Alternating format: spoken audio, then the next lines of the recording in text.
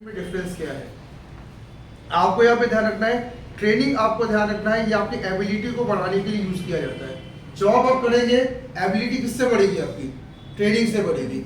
Training आपके लिए immediately useful है। जैसे आप यहाँ पे विस्तार में कई लोग ट्रेनिंग लेते हैं या कई लोग ट्रेनिंग लेते हैं शॉर्ट टर्म कोर्सेज कई और संस्था से करते हैं। ये आपके लिए इमीडिएट यूजफुल किस लिए है? क्योंकि जब ट्रेनिंग आप लेते हैं तो एक कोई चीज आपकी बहुत मजबूत होने लगती है। जैसे उदाहरण के तौर पे जिनको क्रिकेट खेलना है तो क्रिकेट की ट्रेनिंग लेते हैं तो अचानक उनके क्रिकेट स्किल्स अच्छे उभरने लगते हैं।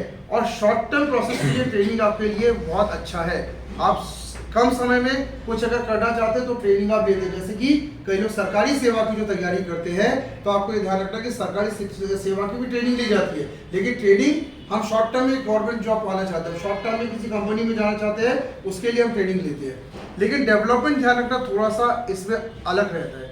डेवलपमेंट का मतलब क्या होता है? पर्सन अपने आप को इस तरीके से डेवलप करता है कि फ्यूचर की रिस्पॉन्सिबिलिटी को एक बार में उठा सके।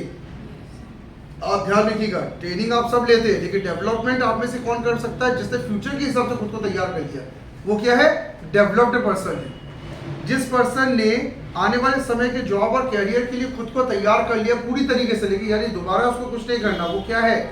डेवलपमेंट है। और डेवलपमेंट हमेशा ध्यान रखना लॉन्ग टर्म प्रोसेस है। आपको ध्यान रखना डेवलपमेंट एक दिन में समाप्त नहीं, तो डेवलपमेंट हर साल चलता रहता है।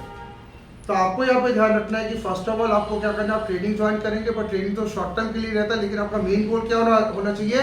डेवलपमेंट की आने वाले समय में जिस समय हमें एक्चुअल जॉब में उतरना है उस समय ध्यान रखिएगा हम इतने डेवलप हो चुके कि हमें किसी भी प्रकार का सेटबैक ना देखना पड़े।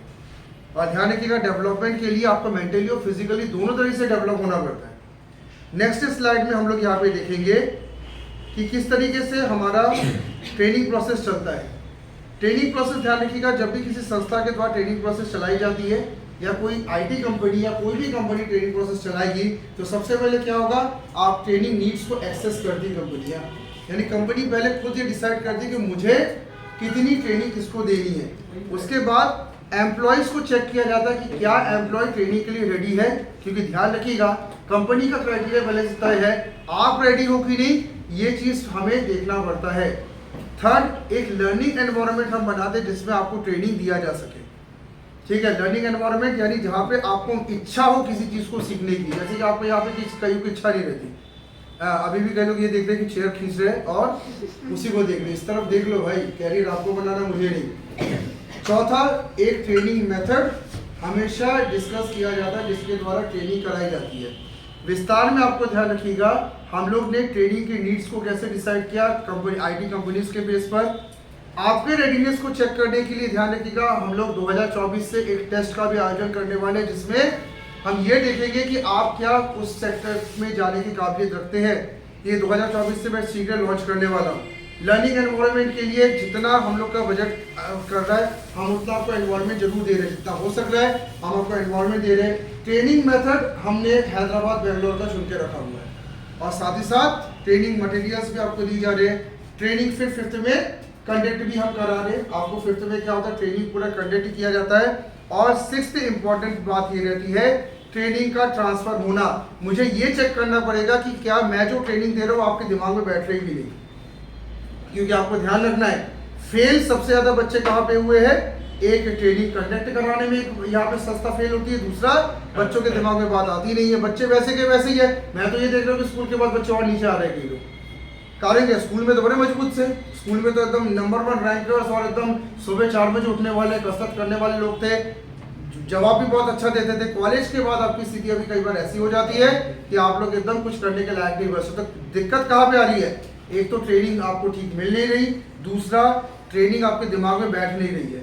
और ये आपको ध्यान रखना है। इसका एक कारण आप सब ये भी है कि आपने भी ट्रेनिंग को हल्का ले लिया, बोले क्या चलो हटाओ, पिताजी की गवर्नमेंट जॉब है, पेंशन मरते दम तक तो मिलेगी, माता जब तक जिंदा है हमारी जिंदगी चल रही है। ये आप भूल जा रहे हैं कि दुनिया में 2023 में, ये मैं आपको बता दे रहा हूँ, आजकल आपकी काबिलियत लोग देखते हैं, अपने माँ बाप की नहीं।